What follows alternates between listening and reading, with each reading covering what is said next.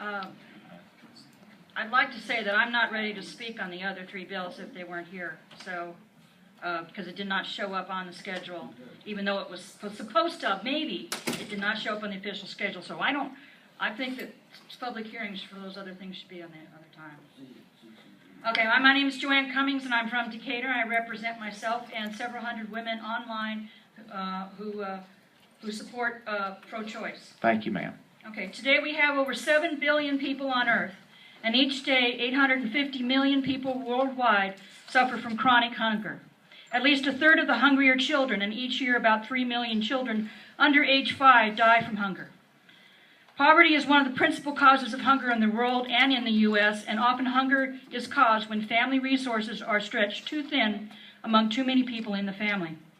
In America, 46 million people struggle with hunger. Of those, 16 million are children who live in poverty. 22% of all children live in a family where food security is an issue. In Alabama, 306,000 children, 27% of all children live below poverty level, and half of all Alabama children live below the 200% poverty level line. Women are the bringers of life, and they are the ones tasked to sustain the lives that they bring into this world. They toil relentlessly for the lives of the children that they already have, and these women know their limitations. Women know what they can handle, how many mouths that they can feed. It has been a long-standing practice over thousands of years that women have shared and used their knowledge to get rid of pregnancies that they do not want, the mouths that they know that they cannot feed. Can you imagine the number of people on earth and the hunger we would have if women had not done this over the ages? But around the world are legal restrictions and conditions where women have limited access to safe and legal abortions. Each year, 42 million abortions are performed, with half of those in unsafe conditions. 95% of the unsafe abortions are performed in developing countries. Complications from unsafe abortions around the world contribute to more than 50,000 preventable deaths, and about 200,000 children lose their mothers from abortion-related deaths. In the United States, since abortion was legalized, over 1 million safe and legal abortions occur each year. From 1973 to 2009, only 411 women have died from reported complications related to abortion. Only 6 women have died from abortions in Alabama since 1973, the last over 20 years ago. By comparison, the CDC states that 650 women die in the U.S. from pregnancy or childbirth each year. It does not matter if abortion is legal or illegal. Around the world, the rates of abortion do not change. The only statistic changes is whether the women live or die. The GOP wants to send U.S. women back to the conditions of third world unsafe abortions that occurred before Roe v. Wade, when too many women died each year from unsafe and illegal abortions.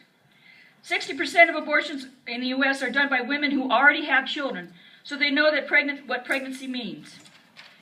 69% of abortions are by women below 200% poverty level. So economics, the ability to feed and sustain a family, is the key factor why women do this.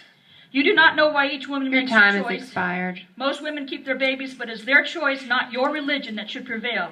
Women know what they can handle. I have a question for the speaker, real quick. Just Okay. very brief. I don't want to take a lot of time. Thank you. And I understood the health and safety aspect, but you brought something to the argument that maybe startled me because I had not heard this before.